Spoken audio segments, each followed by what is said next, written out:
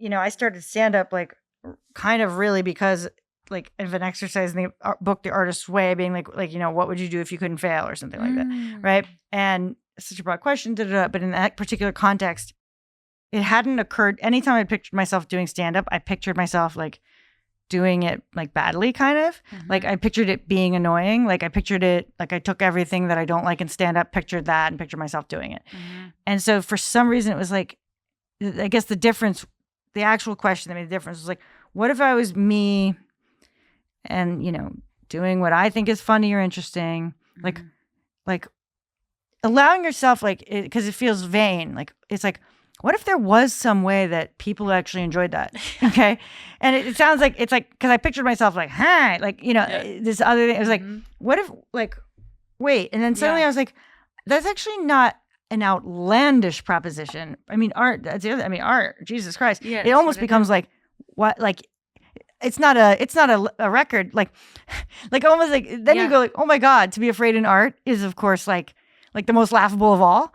Because like it is a moving target, so it's like, wow, yeah, we're doing a whole thing. It's kind of like, oh shit, like, and who are you to be the arbiter that you don't belong? Like, what do you think you know everybody else's brain? Like, you're kind of saying like you know more than the world instead of like you know what you know, and you have to be reverent to like maybe like how dare you, like hide what is uniquely yours that you don't know has value to other people or something like that, right?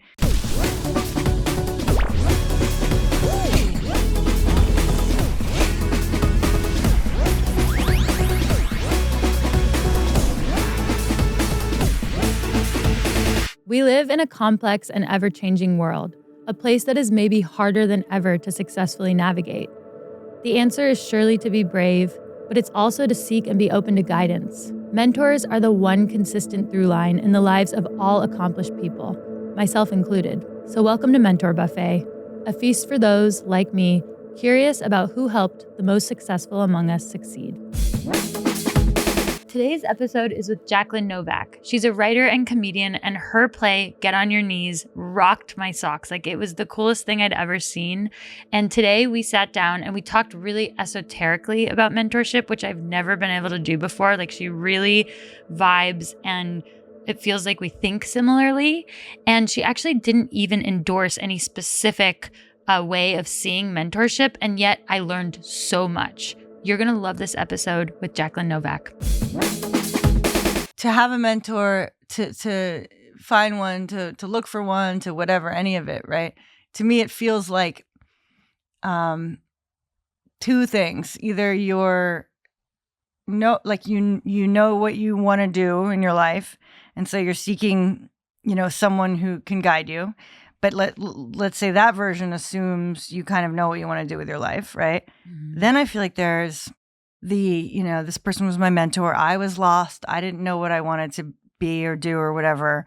And someone was my mentor, and they came in and they, gently guided me, like, whatever towards whatever. And so I do tend to seek out kind of like micro mentor, like threads or something like, so it would be like, I texted this, whatever person in film will say, and because I texted this director with like kind of like, if I want to go make a film in a weekend,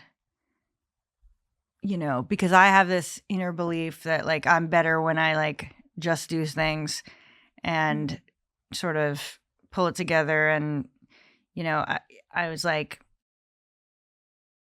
I'm almost, I almost feel like I'm turning them into a pawn. Like I'm using someone who deserves better. Like I'm turning them into a pawn where I'm asking them to tell me what I want to hear, but at least I'm asking directly. You know what I mean? Mm-hmm. Instead of acting like I'm open-ended for advice and then ignoring everything until I hear what I want to hear. So I'm almost asking for like a thumbs up. Yes. Like, do you think if I were to do this and I, if I had my story locked down, my dramatic story was, pristinely typed and I was working with people that this and that, and I like, because I was imagining if someone, said to me like, I'm going to film a comedy special, like, and I'm just going to do it this weekend, like can I just do it? And I'd be like, yeah, you can just do it. Like, now, is there anything you want to say? Like, what I will say, or like, I was basically asking, like, is there just one thing I will say is kind of advice, like one piece of advice, sort of assuming we're throwing everything else out.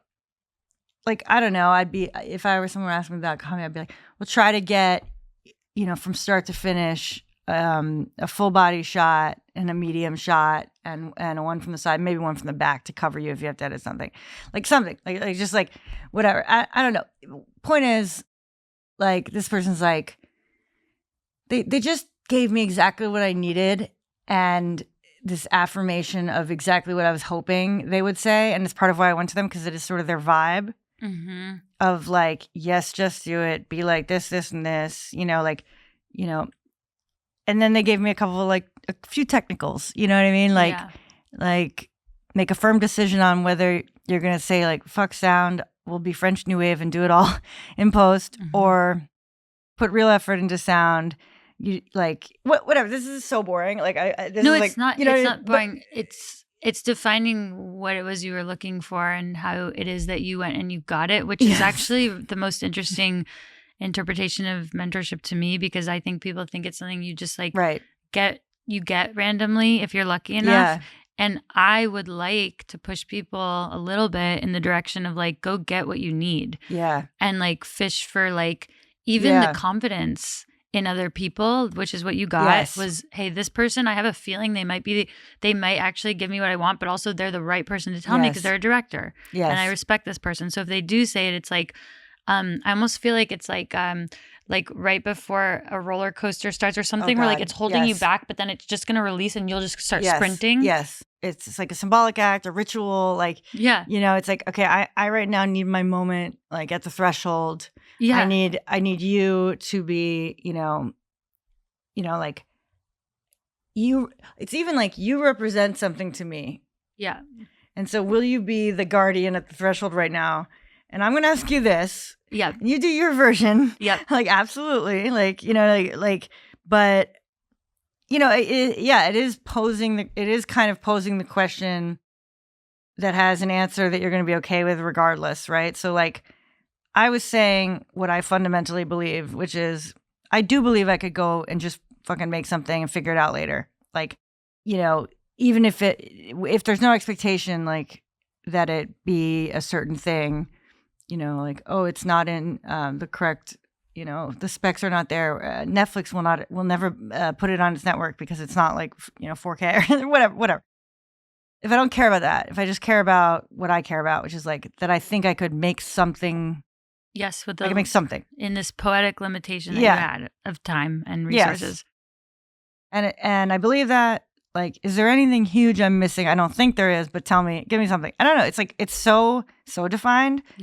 That I'm not even really allowing, and this is where it almost feels like not disrespectful, but not our idea of mentorship. It's like, I'm not even allowing the person to give me any response I don't want. I'm like, I believe this. I believe this is true. I'm pretty sure you're going to tell me it's true. I still want to hear you tell me it's true. Almost like, hey, like, like, I don't know, like leaning over to like a monk and being like, I shouldn't worry about this thing, right? Tell me. Like, I know your answer is I shouldn't worry about this thing. I want to hear it in your voice. That's exactly what it is. And it's not the only like type of mentorship there is, but it is like a gift and a privilege that so few people will give to themselves. And if that's all it takes to do something that you've never done before, then what's wrong with that? And then I even will go like, it's enabling. Yes. Yeah, exactly. It's seeking out, like, because I'll defend it, I guess, even in terms of by giving them such a limited question that almost requires very little of them, almost requires like a token symbolic act. In a way, you're unburdening them of like, you're not doing the I want what you have, give it to me thing. Or things that there is no answer for. Like, there's that, right? That's sort of, that comes up sometimes, like, so-and-so would love to, I mean, the classic, like, take her off for coffee, right? Yeah, pick your brain. It's like, pick your brain. It is. Yeah, I know. It is one of the most, it's It's that you right? shouldn't do that. It's important to talk, and I feel bad because like even saying that because like those emails are, I don't know, I've had someone pass someone along in that capacity, like or Of whatever, course. and I sometimes am a little like, there's a lot of info out there. Have they exhausted all resources? Like, have they read every book about the subject? Like, sometimes it's a little bit audacious. You're saying, are to you go taking straight to the source? Are you going to take a shortcut to try to go straight to them? Have you really done the work? Kinda, yeah. Whereas is that rude? No, I think it's true. Yeah. I think that everything we're talking about is true. Yeah. So, no, I don't think it's rude Yeah. because I don't think like the truth is rude. I think it just like is, Yes. you know. Oh yeah. And I mean, it might feel bad, Right, but it's right. not rude. It's actually No, like right.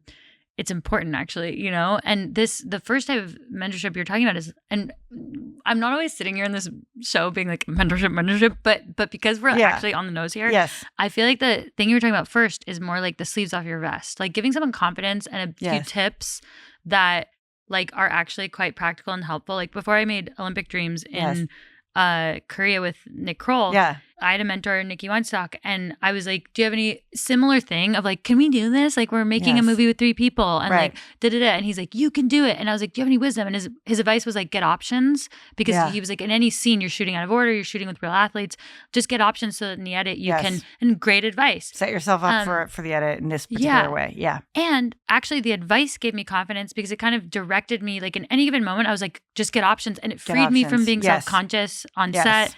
It freed the whole production, actually. Genius. I love that. It didn't take him anything to give us that advice. But this other thing you're talking about is like, if you're asking for something of someone where they need to give you something that actually takes from them, which some mentorship, it does. It can take time. It can take energy. Yeah. You're saying just respect that that's an ask that does require giving more than the sleeves off your vest. Yes. And now I'm like imagining like a picture of someone, like a mentor that's like like they have a vest and they're giving these like invisible things and it's like confidence, advice, a little nudge out the door. Some stuff is, and my mind's like popping off because I really enjoy like just digging into a topic. So there is something about going, what is mentorship? Like I haven't sat down and had that. I've had other conversations like with friends or family or whatever about these kinds of things, right? And to me, it's like advice. Like what is advice? Is advice meaningful? Is anyone, when they're seeking advice, like what are they actually doing? Sometimes it feels like the question, I mean, Q&A is like the question is an act of, the question is a false, to prove that you're smart. Well, those are like even like those are like that's like the first layer. It should be like like sent out, right? But it's like the question is this token of just trying to be in conversation with, in the glow of the person that you admire. I don't know, like, right? Yeah. Whenever there's like questions with the writers and stuff like that, it's like, it's almost like, where do you get your ideas or something? Okay, it's like, or like, or like what is even ones that almost, what's your process, right? Like, or something, or it's not even it, because those are broad enough to be sort of interesting. It's like, it's almost like they're asking semi-practical advice. I guess it is. There's something to me that feels like, I was talking about this with my friend, but like, I couldn't call into the radio show of the author whose work I love, right? Because if I'm listening to their radio show, because I love their work, right? It's like, then I know well and good enough, like the answer is pretty much already in the text, right? So why am I really calling? Am I hoping like that they recognize something in me, right? To be recognized as like the fantasy that in the act of picking your brain, or me asking the question and my question's gonna blow their ass away. Okay, and now we're gonna be in dialogue, like almost like the waiting to be chosen by the they're not really a mentor in that, but you know what I mean? Like it is a mentor. You're like, no, you really got something. Can we sorry, just can you give your number and can we have dinner after the show? Sorry, everyone, we'll get back to the Q&A. You and me, dinner. You know what I mean? Like, yeah, it's like in that moment they're trying to make the person they want to be in contact with feel seen, but really they want to be seen. Yes. right? They want to have a special, yeah, they want to be chosen. That's what it is. And fair enough, right? But it's like, I could never think of the question for whoever that if I've read all their books, it's like, it's what, you know what I mean? Like I'm lying to myself. Like I know, I mean, I guess it depends on what I'm talking about, but some self-help book or something, you know what I mean? It's like, whatever, like it's just, anyway, I'm just jumping around wildly, but like. You're creating a mandate for why. Right. Why are you trying to be in direct touch with this person? Right. Because mentorship also can be from afar. Like if you read their books and you know everything, you listen to all they're your satellite mentor. Yes. You don't have to talk to them. And honestly, like even when it came to your play, like I was like, oh, I love this so much. And I love this so much. But I was like, I don't need anything from this person to like learn from them. Because I wanted to learn from you because I felt connected. You're an athlete growing up. Your writing feels like it's like in my like complete nervous system radio wavelength. Like I was like, oh, it's like it goes straight into me. Yes. But I was like, I feel like the tendency is like, well, then get in touch with them. And I was like, not unless I have something like meaningful, which is why I asked you here because I feel good that like this is like a good space to meet you. But I'm laughing at me as an athlete growing up because like you saying that is so funny. Like, I mean, because I reference like playing field hockey, just like, like high school stuff and whatever, but it's very interesting. And we should talk about that after. But we should get, the thing you just said, the thing you just put us together. We're going to go to dinner after this. The whole audience, none of you can come. Yeah. I mean, it is a little bit giving, like in a way, the podcast format is a little bit like, look, we do want to talk to each other, right? Yeah. And we'll let you bastards in that we don't know. I mean, like, you know what I mean? Like, and it seems kind of like rude, but it's also sort of legit. I don't know. Anyway, but yeah, it's like sometimes there's a piece in going, you know what? I actually don't have to, you see the person that you're a huge fan of or something. Going like, I actually don't need to go up to them, shake them by the shoulders, you know what I mean? And like tell them what it all means. Sometimes that's a relief. Now maybe that's more like when it feels like there's competition to get to them. Like I don't have to like get over there and like I remember, like this panic of needing to, it's like, I'm fine. It's like, or isn't it great that like I glanced over and this, I mean, but it varies. Sometimes like recently I was at this thing and there were actors there and I, made sure to just barrel on over and essentially like not grab them by the shoulders, but kind of, you know what I mean? And be like, oh, I loved you in the pit. Okay. Or like, and then almost act like like, look, you don't know him. Okay. I value my own opinion. Okay. like almost like, look, you'd be really happy to be complimented by me. Yes. If you knew how high my standards are, which is the utter laugh of everyone who compliments everyone, right? Or anyone is on some level like, you don't know that my compliment has value, but it does. That's why I've chosen to say it. Like the unique feeling of they need to know that I loved their work, even though I am just a meaningless concept to them. Whatever. It's just interesting. Mm-hmm. Well, it goes back to the why. So it's like if you, right? Because if you really can answer that question, like, because it's that it shouldn't be that nobody compliments that. Like, what if everyone was like, we don't need to do this? It's like, actually, no, it's good. Yes. And so I think intention, and also like that honesty of, if it is like a research based, like if it is something you want to learn from them, then making sure that like you really need to, this is a lightning in a bottle way to learn this. Yes. Not that you could have done more research yourself. Like one moment with the Oracle, kind of. You have one. Yeah. Yeah. What you're saying makes sense. But the why is important. I think this is like the whole thing it is very important, like where you're coming from and that you're not accidentally outsourcing a need that you could give yourself Yeah. or that something else could give you besides this person. But sometimes you have those moments where you share a nice thing with someone and it does have meaning to them. You just can't Yes. need it to have meaning to them. Yes. And you need to like get in and get Yes. out and like don't take the picture with them too, Yeah. Yes. It's a sort of like codependent, like it's sort of that model of like, I remember training myself as a young gal, like I was like, wait, like, am I if an email, drafting an email, right? And going, if this person doesn't respond, do I stand by this email, right? Yeah.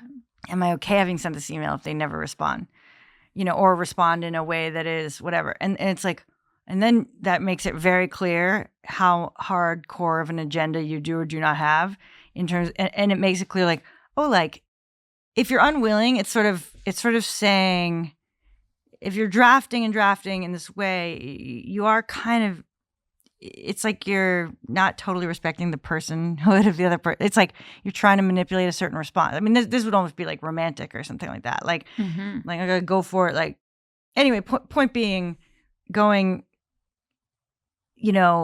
I'm comfortable walking up to this person, sort of like dropping this compliment by them while continuing, continuing to walk on or bounce at them and clearly bouncing away, like dropping it and going. And if they give me nothing, I stand by it. Mm-hmm. It's like when you're like, I remember I read this woman, like Carolyn Mace, like all of her books about sort of spiritual, whatever. She's like very funny because she's very, like kind of a hard ass. Okay. And she like calls this shit out. And she's talking about someone who, at one of her workshops, it was like, Carolyn, I made you lunch. Like I made you this, like some incredible like lunch, right? And like, and let's just say like the food looked amazing. Let's say they're an incredible chef, whatever, who cares, right? And it was like, and she's like, oh, that's so kind. And, thank you. And it's like, goes to take it. And it's like, like the woman was like, the assumption was like, I made you lunch and therefore you're going to eat with me. Yeah. At a workshop that like people are paying to be there, like she's teaching in the morning, she's teaching in the afternoon. You know what I mean? Like yeah. And that's like the extreme opposite. Yeah, and that's going to drive people to not want to have any human contact at all. And so I think that's where like we have to draw the line, because otherwise you're going to create this you're like saying that by even opening yourself up to receiving like a gift or a compliment or a conversation, that you're signing an agreement to like the next thing. When really, I think all human interactions, people would really, I think this about like athletic contracts. I think about this about dating. I think about this with everything. And we learn this with like Hollywood and all these things. Like you can't expect that something is going to go to the next step ever. And if it does, great. And if it doesn't, it was never yours.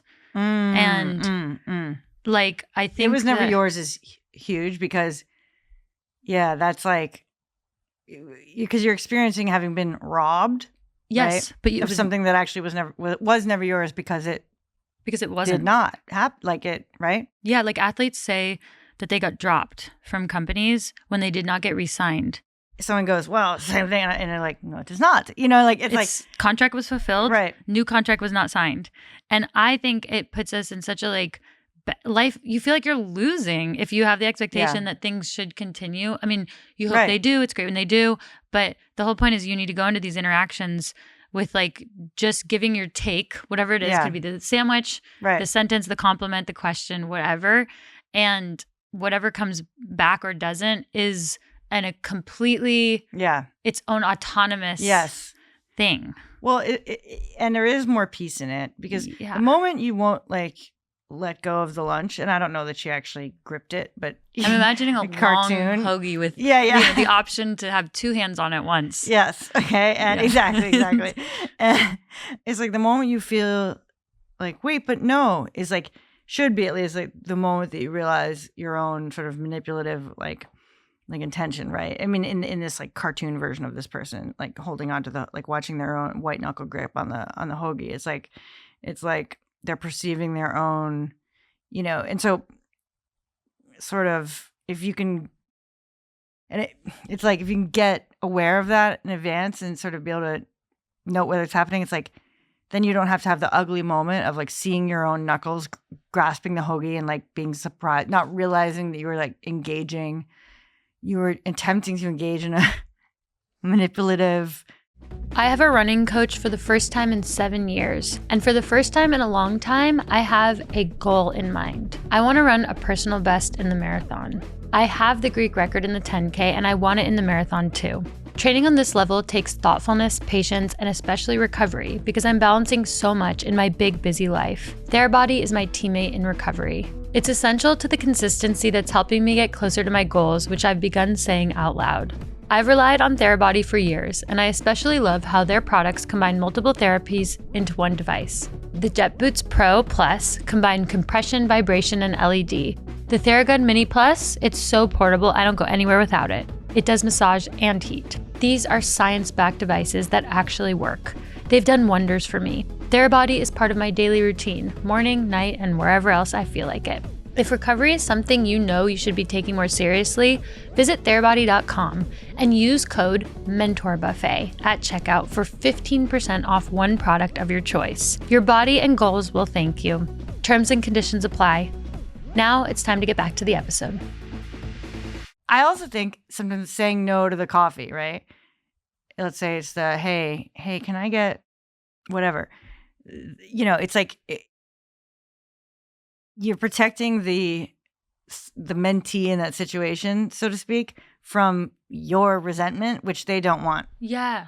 I'm protecting you from me being irritated, let's just say, by like, let's just say I, get bullied into coffee, Yes, and that's kind because then people don't have to be afraid to ask. Yes, because if they expect, right? Because we shouldn't discourage people from, like, we're really setting the groundwork for both sides here. Yeah. And it's like, yes, sometimes it's okay to like ask for the coffee or ask for these things after you've done all your research and read all the books. Right. And it feels right and it feels like it might be equitable and fun. Right. Insisting on that. No, I don't. But you're not. Because I kind of stand by it. Yeah. And it's I kind of stand by it. Jesus, get a I'm backbone right. lady. Okay. Without a kinda. Yeah. But then you would hope that somebody is like being honest with you back, or that is the expectation that we have for the mentor, because otherwise, the resentment, like you said. And then aren't they a toxic mentor? If they actually because that's another thing, right? That's like, that would be like martyr mentor is like, fine, coffee. Okay. Hi. You know what I mean? Like, or like, absolutely. You know what I mean? Like, I'm and then this like, but then they get to, believe that, just martyr power shit, right? So it's like martyr power shit. Martyr power shit is, that's where like the seemingly rude sometimes response is the kindness. Like, it's like I'm protecting you from the indignity of annoying me or something. And it's not as annoying, it's oversimplifying, but.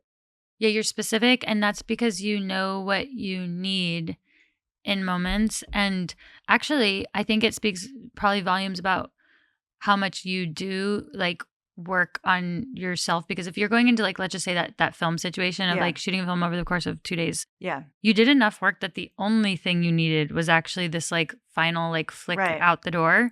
So you did all the other like life living and research and writing and story thinking. Like, so you didn't actually need to ask that much of this person or of anybody. It's asking for a very specific thing. And I really, and then it gives them the space to either give you a thumbs up, let's just say, like the littlest version. Yeah. Which would like, would have value. Like a little thumbs up, good to go. Like, kind of response. Or if they're in the mood to take a little pleasure in the ceremony of being the wise, the experience, the empowering, then because that can be fun, but you're not extracting it out of them. Mm-hmm. And so, then I think they might have a little fun with it where like, I think it's fun I love to generate advice if someone asks for it. I will, right? I mean, that's not a thing that like people can't resist. Well, sort of like people can't resist giving advice if you like Isn't that also making the most of your own life because you worked hard to know what that advice could even be, and the Right. uses for you to use your advice Right. exclusively are so limited because you're just one person with one life.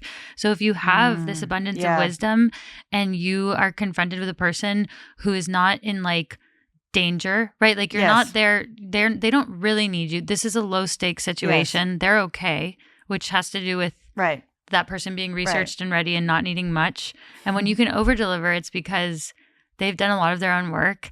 And then you have this joy of making more of something you probably worked hard to learn and earn yourself. And then to give it to someone is actually an act of, I think it's generous, it's kind, and it's also like rad and a privilege that you earned for yourself. Yeah. No, it feels great. Like when you feel like you're actually, I mean, it feels great, I think, when you actually feel like you're giving something, you know, that, because I also feel like there's a moment in time element to these things where, like at the nudge, you know, the meaningful nudge, like right now that like, okay, this person right now needs to be told, like they need to be nudged towards freedom more than they need to be nudged towards like discernment or something, you know what I mean? Like those aren't opposites, but you know what I mean? It's like, or, you know, this, you know, you could feel the general vibe of their issue at the moment is like, you know, fear or something. And so there's a little bit of, you know, it's less of a piece of wisdom or a piece of knowledge that you're offering, and it is more just of like giving them a little nudge at a key moment. And I think like, you know, some of those are the best ones. You know, the world is full of advice. The world is full of experts. Like, so you actually do in a different way now have to narrow it for yourself, like through meaning. Like you have, you know what I mean? Like you have to decide, because it's, maybe there was a time, let's just say like, you know, whatever, let's just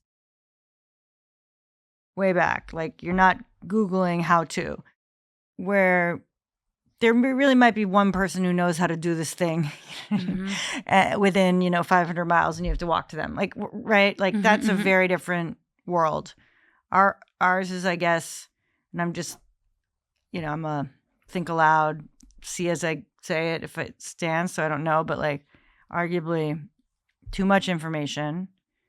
So then what is, you know, too many takes, endless advice. Like it's almost like the mentor is more now they're helping carve out, like push away a bunch of stuff. And so I guess like a live person or a person in your life or someone who's meaning or to you, or, you know, who knows what,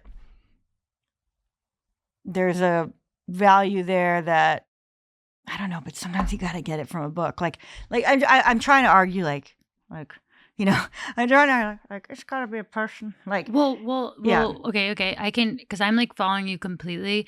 And it's the person who has to get it from a book also has to know what they need, or they're able to, like, when they see it, they know how to apply. And so what you're talking about is a moment, I think, with a mentor where there might be like two trains you could be on this little journey, and this person, because they're humans and they're able to like see what is and what isn't, they can actually nudge you on the right train track. And that's a very like live interaction to have, is to like actually, it's almost like I always think of like being in the middle of the woods and you're just like constantly making like turn. And if these mentors can just be like, turn left on that one. Then that is a more human thing than like, if you're alone in the woods with the book, that still doesn't mean you're going to make the right decision. And sometimes a person can really help you instantly, or like wake you up to a different way of seeing things that, like, I mean, we only are limited by our, even words. Like I'm so obsessed with like words and like carving up our universe. Like, I don't know what that means, but just like, sorry. Like I'm just jumping ahead to the way that the very words we learn are all metaphors for like a schema of how we look at our existence and world. And oh God, what am I unconsciously? What are my words unconsciously? How are they defining? You know, like being dropped. Like you're saying. Exactly. Whatever, like how time, you know, like that assumes a narrative. That assumes that like I was something, now I'm not something, therefore that's a drop. Versus I was freed. I mean, I always thought it was funny with like casting type stuff. They're like, so you've been released. I was like, I don't even know what that means. It was like, What does it mean? it was like, I think this was like auditioning for SNL or something like a long time ago. And it was like, okay, like, cause you have to like sign a contract in advance or something like if I get it, I'll do it kind of thing. And then it was like, you've been released. It was like, I've never heard this term. It was like the agents. It's like, you've been released from the essential like hold on your schedule that you've put in place. Oh. Like you're free now for the next 6 years instead of where you were yesterday, whatever. Yeah. But anyway, sorry. But the words we use, because I want to go back to exactly, but the live person. Yes, we're saying what the difference is. And it's like, correct. It's almost like one piece of it is time. Like you can intersect with a person in time where you're in this moment, the person can nudge, the book, which part are you reading? It's like there's something a little static, embodied, slowed down. It's like, it's almost like, it's like lower vibration in a good way. It's not like the entirety of the mental, universe of collected thought. Like, well, there's also a book is, it's just not, you're not able always to see your own nuance, and you're not able to always see your own fear and what's driving you, where someone with an experience, a book doesn't have an experience. It has like, I mean, it does, the writer, but without the writer there, you don't catch your own stuff. And where we had started this conversation was like, you enjoy helping people when you feel like you have a moment when you can really help them. Yeah. And then you were like, well, I guess I could get it from the book. And then we kind of got back. So now we're back here to like, you sometimes can uniquely help people and you enjoy that. Yeah. And what I wanted to ask is like, what do you enjoy about that? Because a lot of this conversation is like these broad things, but I want to know like, because you are like. I always go abstract. But I love the abstract. I stay abstract. But then I was like, oh my God. But I'm here sitting with like someone who's like, what I see is like, you're doing things I haven't done yet. And I like adore, admire, love. And give give it to me. Well, I just mean like when I want to know like when someone asks you for advice and you actually, it is that perfect exchange where you're like, I know and I want to give it to them and I'm going to give it to them. What does it mean for you? Specifically, not just like how you affect them, but like how does it change your, like, let's just say the wisdom is something from writing this play, right? Then how does it change your relationship to yourself, to the play, to your experience, or does it? Or like, what does it do for you? Not just what you're doing for them. Totally. Because I consider myself, for the most part, in, a constant state of struggle of like, like I am not... like I don't have it together. You know what I mean? Like every day is, and this is just like, I relate most to the movie 50 First Dates. Okay. I don't know if you've seen it. Yes. Okay. Where I need to be reoriented in my own perception of my own life. Arguably, I would need to have a real, the fantasy of continuous experience and cumulative growth and all this kind of stuff. It's like, I just feel so like I'm floating, and I do think that I can see things I can cut through something and see like the essence of something maybe, or at least one essence of something. And that has a certain energy to it, right?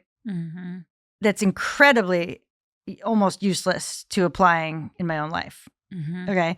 So I would almost be like a great like charlatan oracle, but not even a charlatan. Okay.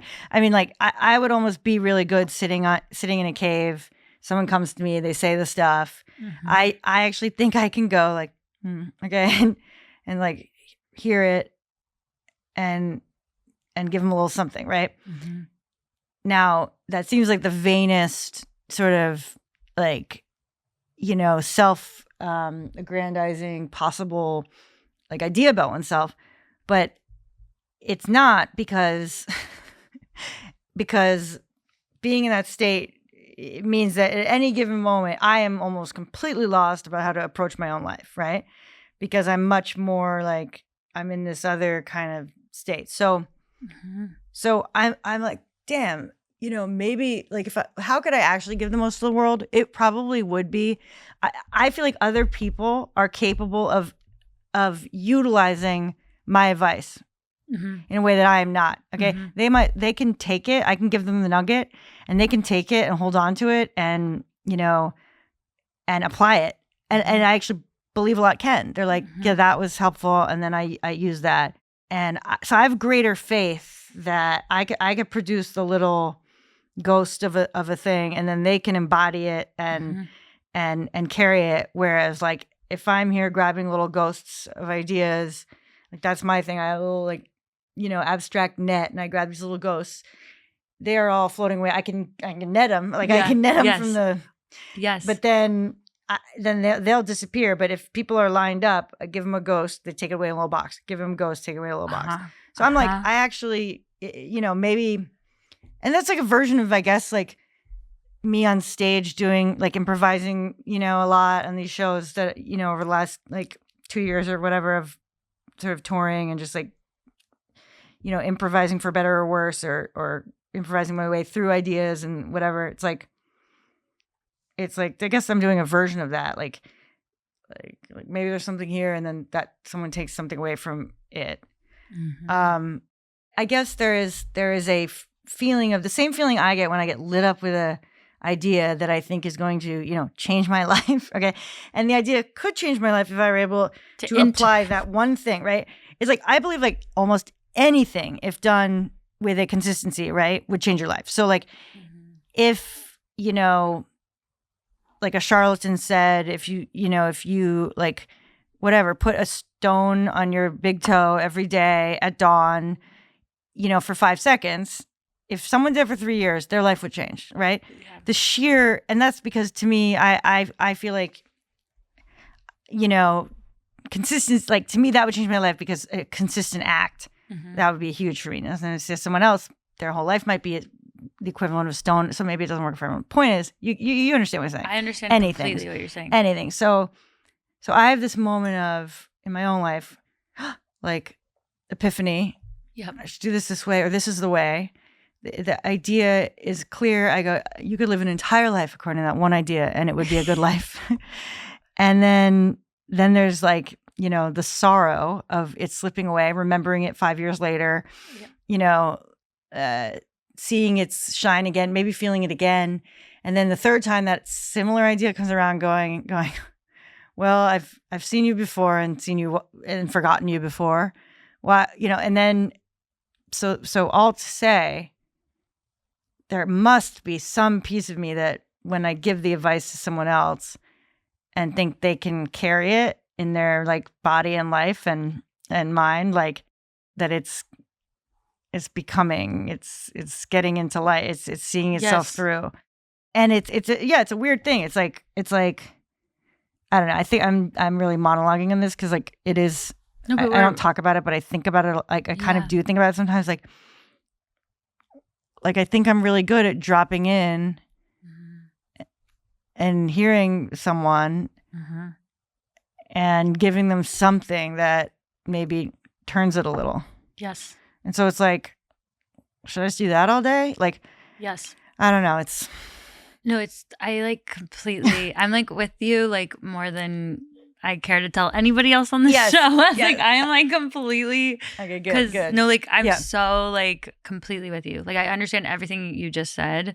And like the word, first of all, the word I think of like the application, they call it like what, after you do like some sort of trips, they call it the integration of like you have all these epiphanies when you do like a mushroom trip or like a guided whatever, and then you have like a follow-up call with the person. The integration. Oh my God. Yeah. If you were to do such a thing, I am a professional athlete. I just have heard about these things. Yeah.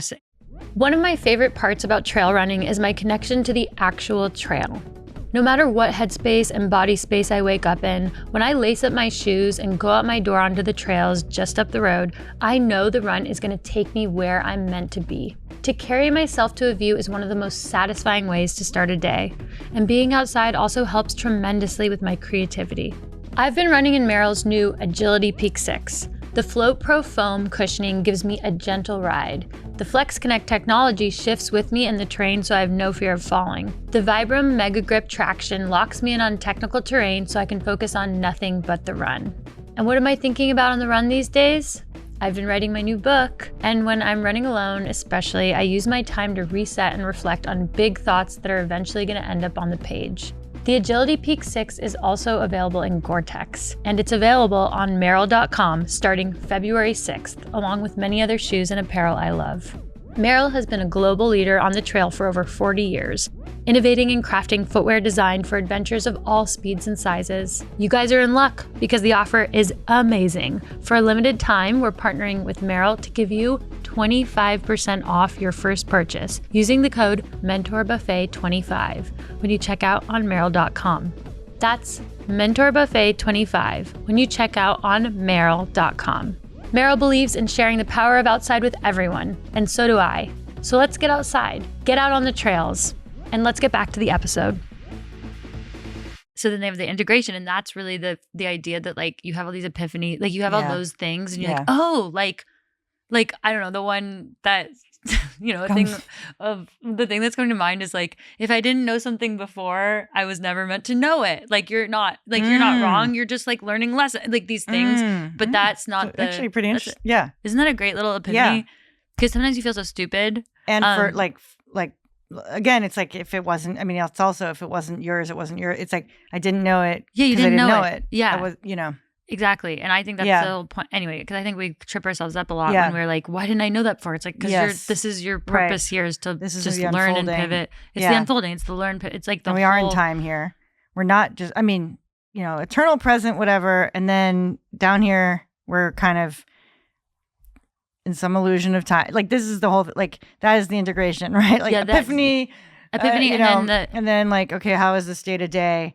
And like, moving between those two anyway, but so I'm saying like there's vocabulary for this, but I also so like what you're saying isn't like it makes sense, but also like I feel more similar to you as well, and like it's strange because then when you think about like your purpose, like oftentimes when we think about our purpose, it's like the only thing you can imagine is a job or an occupation that really exists. And so this idea of like, you're an oracle. Yes. Okay, so I went to this meditation with Deepak Chopra, and he had us do this thing where he asked us, he said, and it just was life-changing because he was like, I'm going to ask you a series of questions, and I want you to ask the question over and over again without reaching for the answer. And I was like, oh, weird, because he's right. When someone asks you a question, normally you feel like you're in some sort of like tennis game, or you're like, get the ball back, or hot potato, like or hit the ball back. You got to ask a question, get an answer. And he was like, no, I want you to ask the question over and over again without reaching for the answer, because you're a thought machine, and answers will come, and they might be out of context. They might not be, it might be a color, it might be a sound. It's not it might not exist in the world, And when he asked what your purpose is, what is my purpose? What is my purpose? I was like hugging 21-year-old girls going, you're going to be okay. You're going to be okay. You're going to be okay. And I was like, well, that's not a job. Like that's not but it is, it had that same feeling that you're talking about and I know these are different conversations sort of, but I'm just it's all the same conversation. I'm loving it. I'm completely with you. Yeah.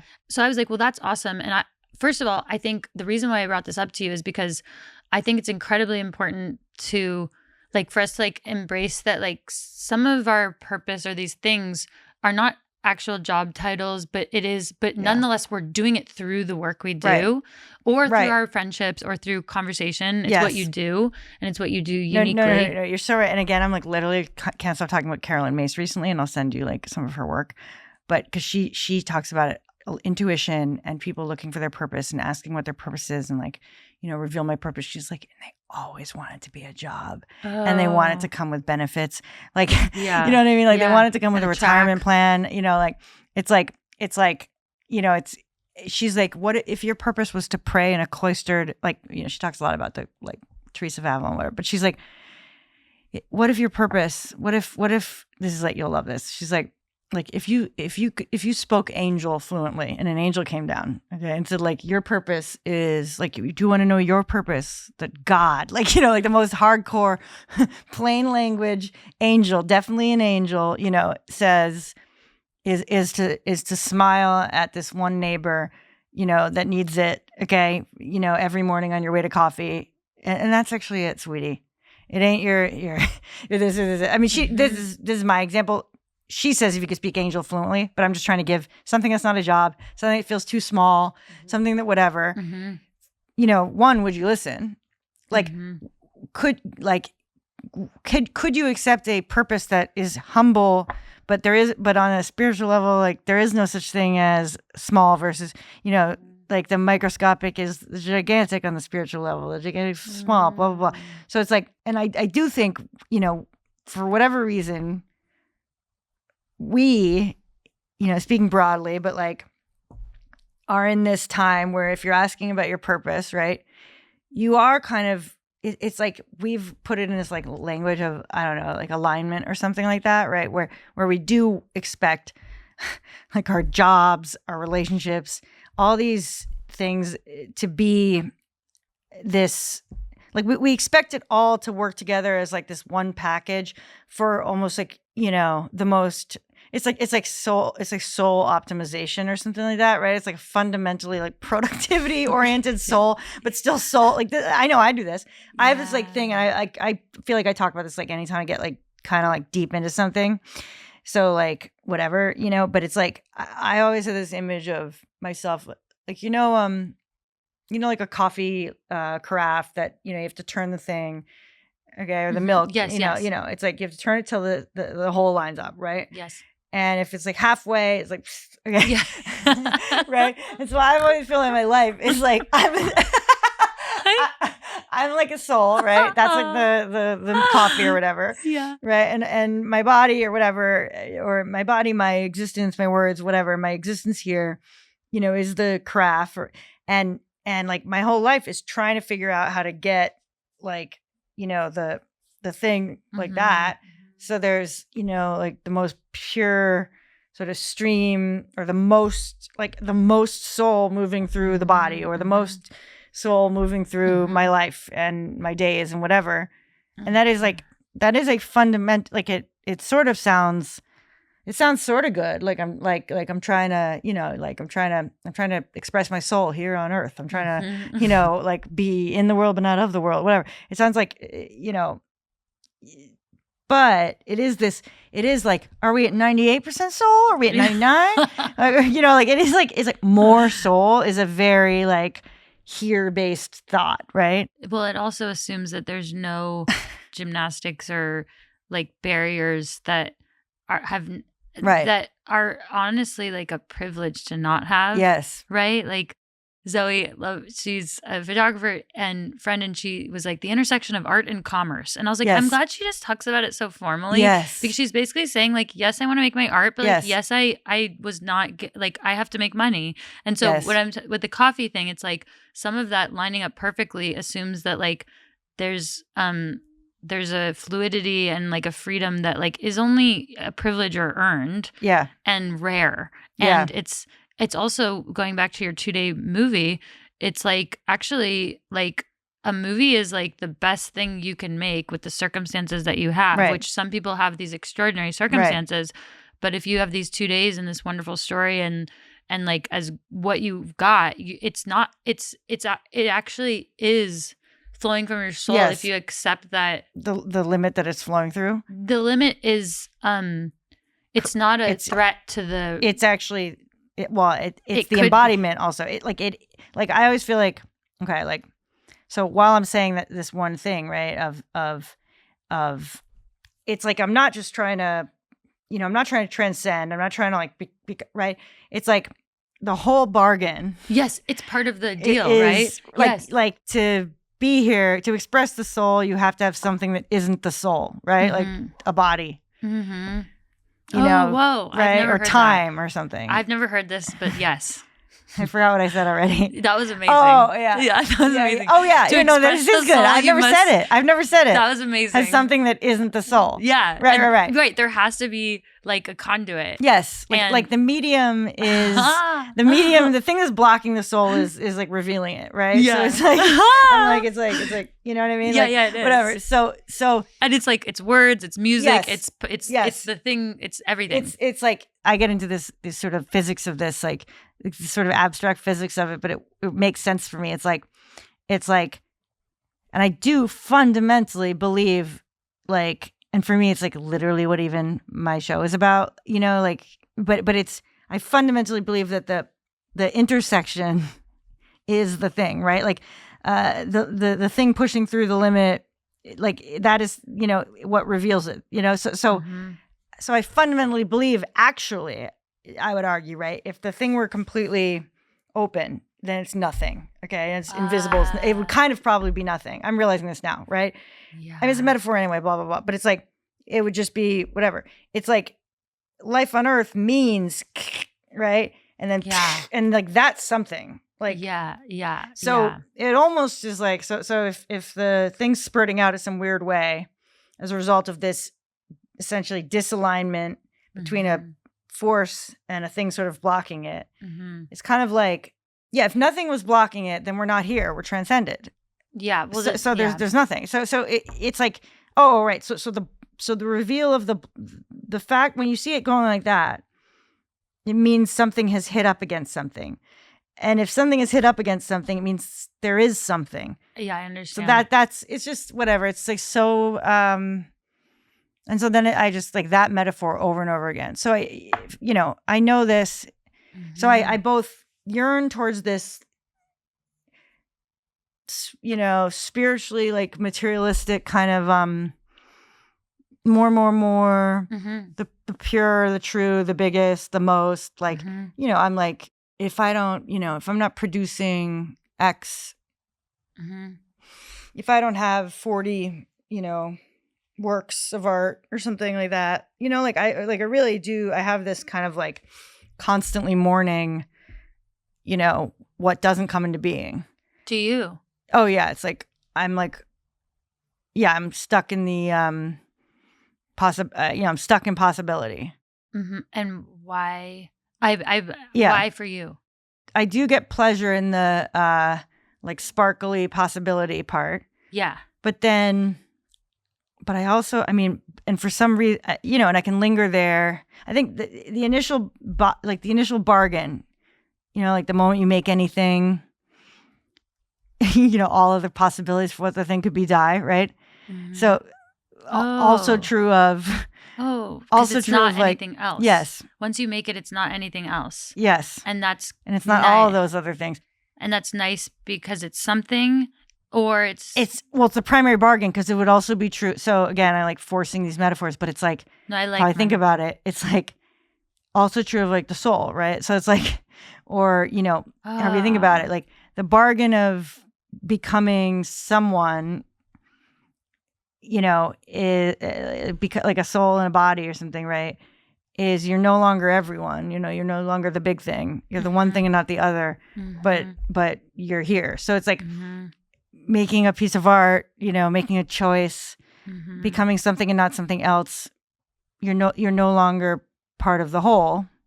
You're no longer part of possibility, like, you know, but that is literally the only way to experience. That's the only way to engage in the like interplay of soul and whatever's in its way. I don't know. It's the only way to like express it and express it given the circumstances, which is that it needs to be expressed. Yes. And to express, it has to get out. And to get out, it has to overcome the barriers that you're talking about. Yes.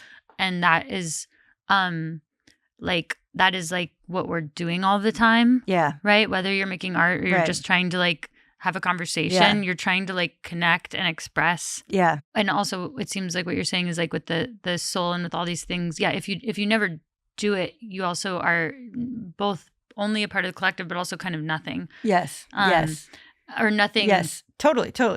Nothing. Yeah. Yeah, no, yeah. Like you, like nothing and the one everything are sort of like one has a, at least in our language, like a more negative, like we put a negativeness on nothing, I guess, like probably in English or something relative to something. Right. You know,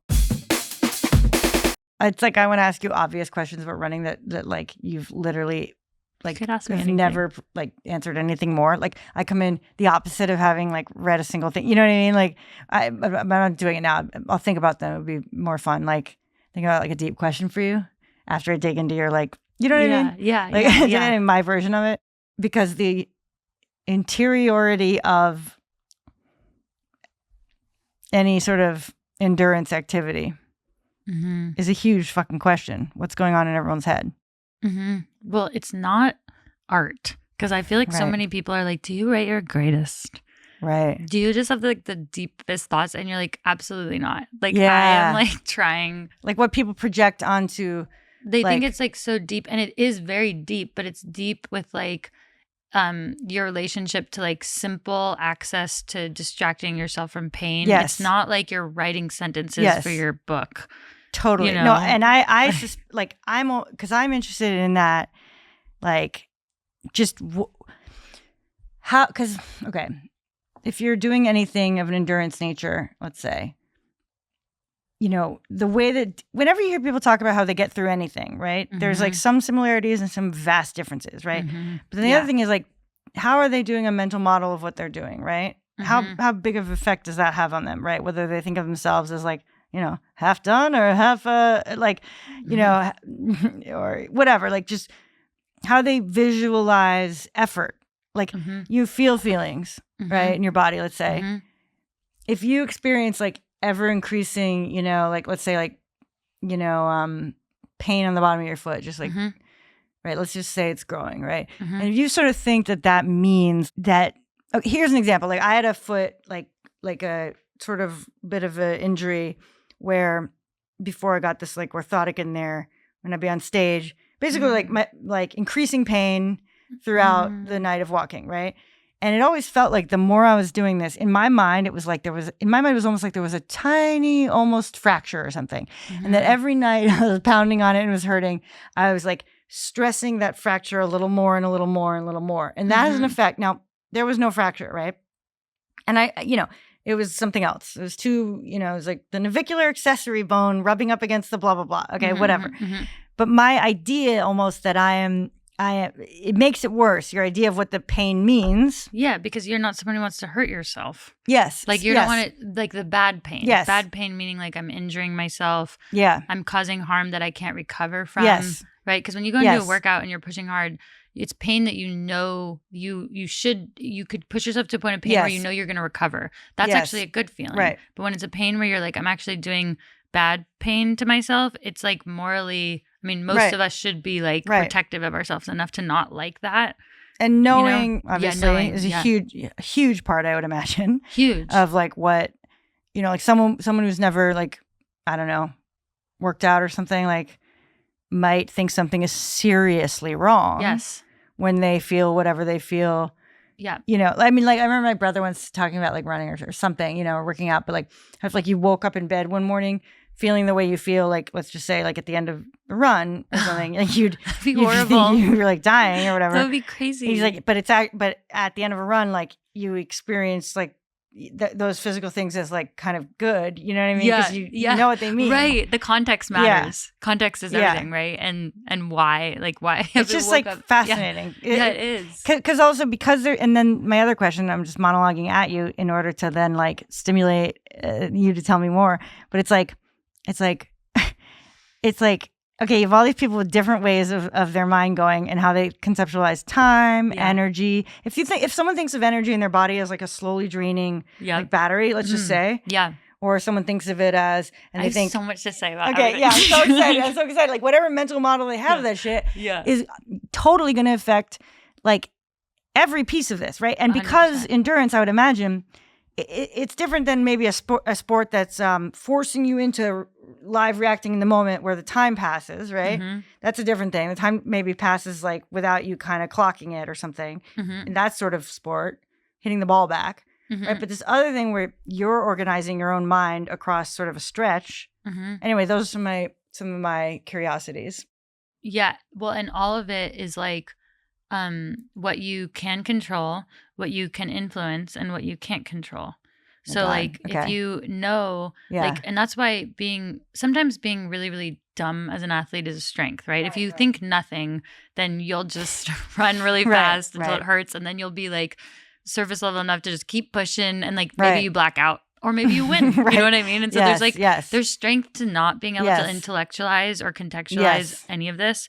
But I think there's great strength in having like being smart and being an athlete, because you can like in Rio, for example, like the world record was broken in my race, but 80% of the race also broke national records, including me.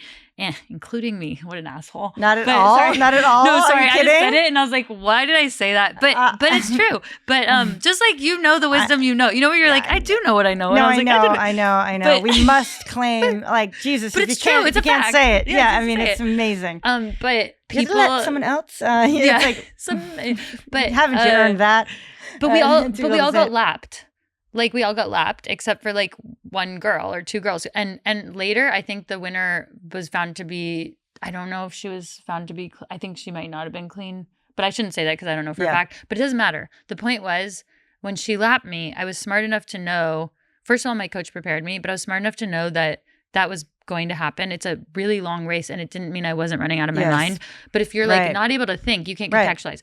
But with regards to all the stuff you're talking about, like, yes, you need to have a response and a context for everything and a reframing for everything, including like the pain, like in your foot. If you knew it was not bad pain, which it actually sounds like you didn't really know, Right. But if you knew, then everything is about attention, and so like your attention is being drawn to it because it's painful, it's loud. But if you were smart enough to know, and if you knew that it was fine, then you could be like, I am going to direct my attention to my left hand instead because my left hand feels fine. Yes. Or like whatever. And it's amazing because a lot of our life is about where the fuck is your attention. Yeah. And it will go to the loudest thing if you can't redirect it. But redirecting it requires the wisdom to know where it is, what it really means, and can you move it somewhere else. And and I think that has a lot to do with sport, running in particular, because it's so simple that like, I used to play ball and stick sports and soccer and all this stuff. And I saw these girls playing soccer the other day and I was like, I don't even want to play anymore, even though I loved it. Yeah. Because I like how concentrated and simple running is, where I'm like, everything goes into just continuing to move. Yes. And so those negotiations with myself are much more stimulating to me, because I'm like, all right, we got a little puzzle here. Like, let's reassociate. There's something clean about it. It'd almost be like if your sport was like trying to push like a gigantic boulder. I'm obsessed with this. Like I remember like in physics or something, like we learned it's like 5th grade, but it was like the definition of work. It was like if you push the boulder all day, but it doesn't move, there was no work done in a physics machine way, whatever. But like it sort of intrigued me, like the idea of pushing a boulder and actually like all day. I mean, that's another, like, wouldn't that change your life? You know what I mean? Like, boulder doesn't move. But it's just like, commit to there's one something thing, simple about it. Like, there's something, like, very clean about the, like, there's something very clean about the endurance, the moving, the singular factor. Like, it's like a backdrop that's very, like, I don't know. It makes sense to me. Well, it's a control and it's concentrated. And then the parts that you have to navigate are like, there's just less factors, right? Like so, I mean, drawing all attention to, but then less factors, right? So less like distraction. Less distraction. Like it's kind of like so it's simpler and harder, the same way that meditating and just focus on your breath or something, right? It's like, is harder than like, I'm not trying to say harder, but than guided meditation, right? It's like you're left alone with yourself and the road. Yeah. By the way, this is like the most, I'm doing this to be funny. I think it's hysterical, me telling you what I think running is.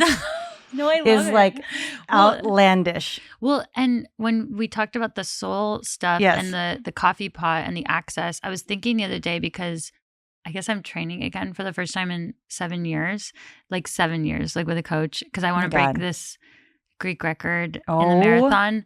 And maybe it would be cool to just the art's our priority, but I'm running. But I was running the other day and I was like, wow, because I've since been doing all this art, like, as you know, there's so much nuance and people dynamics and someone giving you permission and And so when I was running, I was like, this is very simple and refreshing.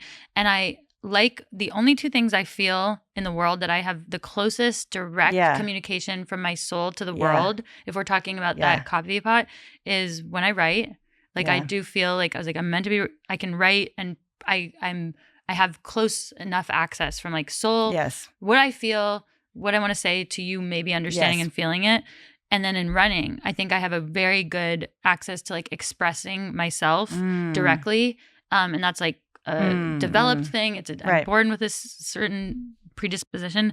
And then I was like, and maybe my face, or like, you know what I mean? Like when you can express. And I was like, everything else in the world is like, I don't have as like readily soul to communication access with. There's something in me that like feels a sense of like peace when you say the thing about like there's this record I'm trying to beat, right? Yeah. Because I'm like, oh my God, like there's such a clarity there. Like, because I love to drive towards I almost would force contest into like a contest quality into art that like, of course we say like, isn't supposed to be there. You know what I mean, right? Mm-hmm. I almost want that. Like I want a contest. I want a like, it's this weird. There's something that wants like I want the record to beat the clarity of the. It sounds so satisfying. It's so to just go for it and it be an unmoving. I guess the target to be unmoving in that way. It doesn't move, and it's you up. You are moving up and against and in relation to, instead of suddenly deciding like in art and possibility that the thing you're, let's say, trying to make. Oh wait, actually, it should be the very opposite of that. I mean, it's like, oh, actually, I'm trying to run this as slowly as as possible. It was about, it was always meant to be the slowest possible run, like whatever. And actually, no, it's not even it's just like it's so fractures and changes and like art where it moves. The target moves. The target, and there is no actually in art. Like the point is that there is no target. You're moving towards like a feeling and this thing, And you're right. There is something that has been, especially going away from the competitive. And then doing my circle around the sun, like having just just life and growing up, I guess, because I was 26 before. And then now to be like, this is so simple. It's wonderful to have it be that simple. The question is like, can or can't I do it with like the life that I won't give up for it? Because I'm not going to go back to like training as I used to. It's going to be with this art in mind, living here, But those are all but I love that that's the puzzle, right? That's the puzzle. And that's that part can all move. Yeah. And figure it out. And then there's just one little piece orienting it. So there's a limitation. It's this. Yeah. But it's not going to be only this. It's like. And that's my curiosity is, can I do it differently? Because I know I can run that record if I just go like, be a professional athlete in that way. But I did that already. And I don't know if I have a question for you. Do you, because if I feel myself having like a repeated experience, like learning the same lesson or doing like if I were to rinse and repeat and try to do it like I did before, that doesn't motivate me and I wouldn't be able to do it. Totally, yeah. And so even though, same. Okay, because I think some people are like, but if you really want to get the thing, then go do the thing. And I'm like, but that's not the life experience I want to have. The life experience is, can I do it with this set of circumstances, who I am now? Which is a new challenge in this. Yeah. So it makes complete sense to me. Okay. And it is very much a certain, like if what like fills you up or gets you excited is could I do it?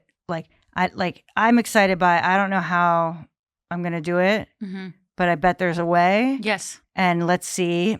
And that is like the most exciting, like that motivates me much more than literally something that is, it's like that thing about sort of a bigger, crazier goal being more motivating than just like a modest one. So it's like, you might as well go, like, I can't get out of bed to like, I don't know what, I can't even think of a modest goal. It's just like, it's like, there's something about, not knowing how to get there, kind of believing like there's a way. It will be Yes. hard, Yes. but I'm up to the task of like And trying to figure it out. And you're the one to do it. Like Yeah. you're gonna. That's yeah. the like. Oh, that's good too. Because yeah. I think that in your that it's for you. This is a challenge that was. This is a challenge that's meant for you, kind of. It is, and right. And other people could take it on, but you're like when you're younger, you're like figuring out what do you like, what are you good at, like in your 20s. You know, you like have interests, but you don't know what you're good at yet because you haven't done enough. Right. And then you know what you're good at, sort of like you know your like strengths, kind of who you are, blah blah blah.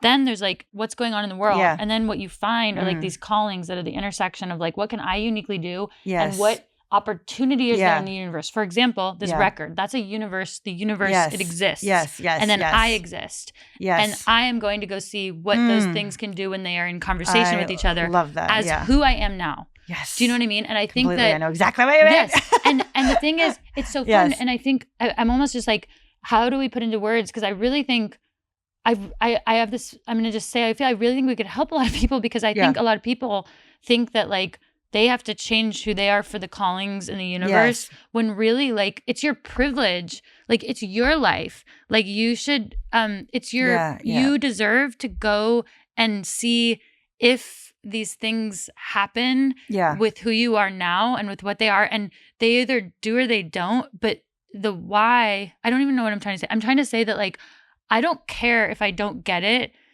I want to. I believe that I could, and that little, it's like a mischief that I feel inside me all the time, every day. Yes, mischief. Yes, it's exactly. mischief. It's just like yummy, yummy, yummy, and I feel that way with every single thing I'm doing in my life right now because none of them are guaranteed. Yes, and all of them are these kind of strange kaleidoscopic things. I don't look like anybody that I know anymore. Like I don't have any role models that I'm not anybody. I'm just me, you know.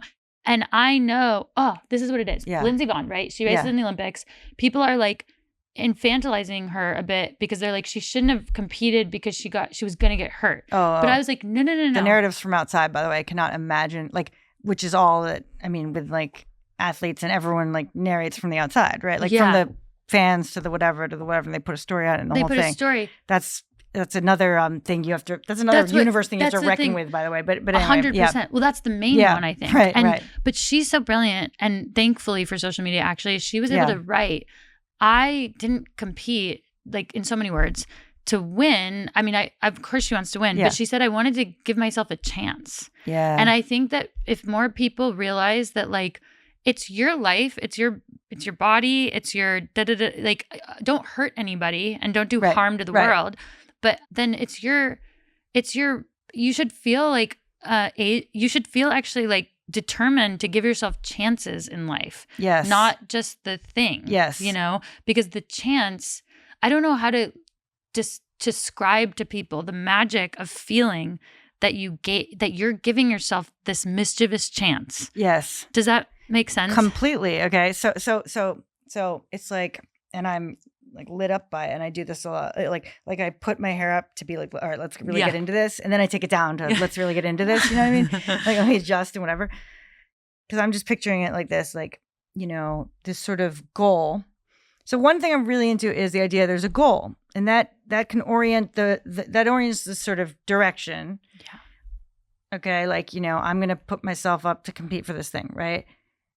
And then there's this conversation of like, well, yes, I want to win, but it's not. It's sort of, and it's like saying two things at once. But it's almost like, what if I'm me and me as me rolls in, like I roll myself and everything I am in the direction of this goal, this record, like this thing, okay? And it's like it's sort of like what happens when those two things intersect, right? Versus thinking like, what do I need to become to intersect with this the way other people have intersected with it or something?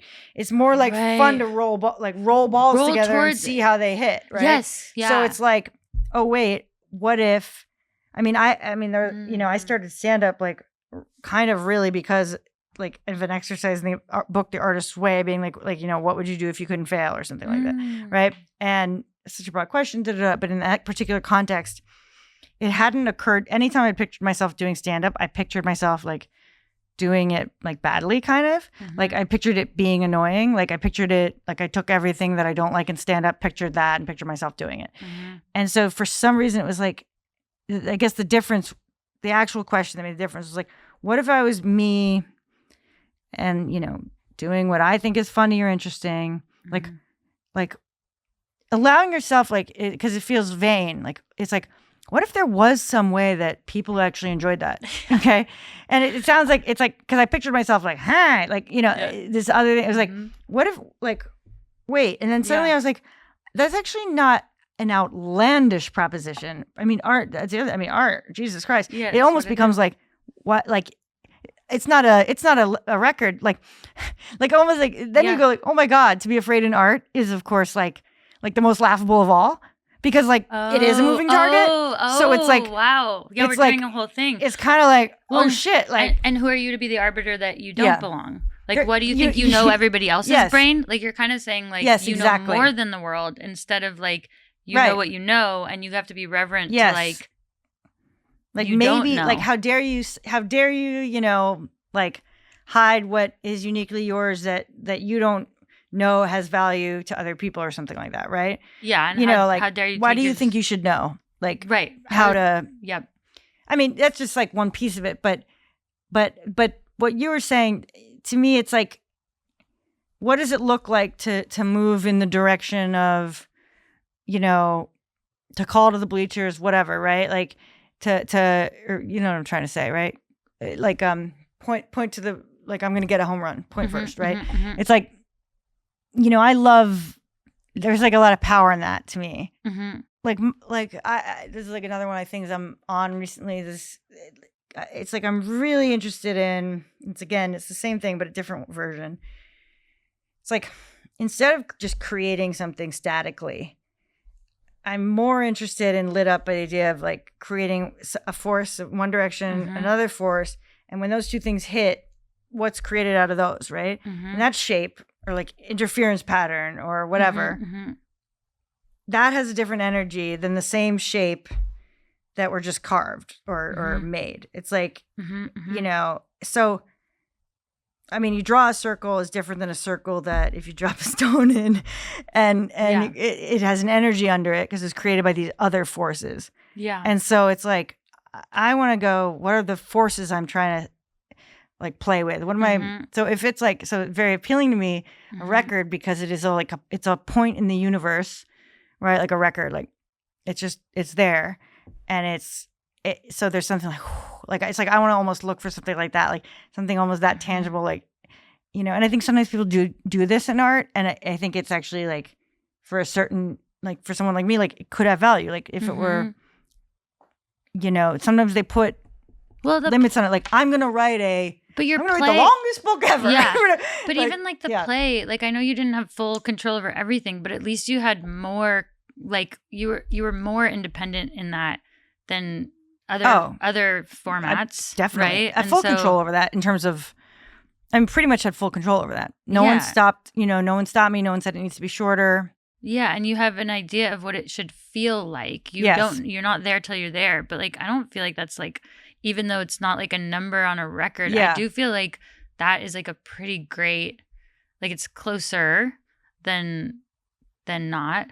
That had a quality of, so that was like the record, the mischievous thing was like, there's an athletic sort of spirit to that, like there's a competitive spirit to that show, that if I get competitive and mischievous, it bypasses sort of like doubt or like depression or I don't know, these kinds of things. If I can get almost like a little bit of like, you can't like I'm almost fantasizing a doubting male type of audience. Okay, then I'm gonna win over. It's like, it's like everyone's with you, sweetie. Like, and I'm like, no, I don't want to hear that. Like, I need to be fighting a very particular like paper tiger or whatever to do this. And I think for whatever reason for that show, it was like the reason it kind of had enough energy or gave me enough energy to really work on this one thing for a few years was it seemed like, could I do a show that, achieves what it's supposed to achieve in the form in terms of stand up and like jokes and people laughing and, blah, blah, blah, but is also somehow like, can it work? Can I do a thing where it works on like this one level that's vulgar but I'm also speaking like some kind of spiritual truth or whatever. I'm putting my soul on the line, and both those things are true at once. And there's a risk that excites me, which is like, oops, it can, and it at times does like, oh no, if I'm performing it a certain way, it slips into like this soppy, like whatever. Or if I go the other way, I think I'm being misunderstood as just vulgar and whatever. It's like, there's all these like places where I feel like it's this narrow, thing I have to walk. And so that challenge gets me up.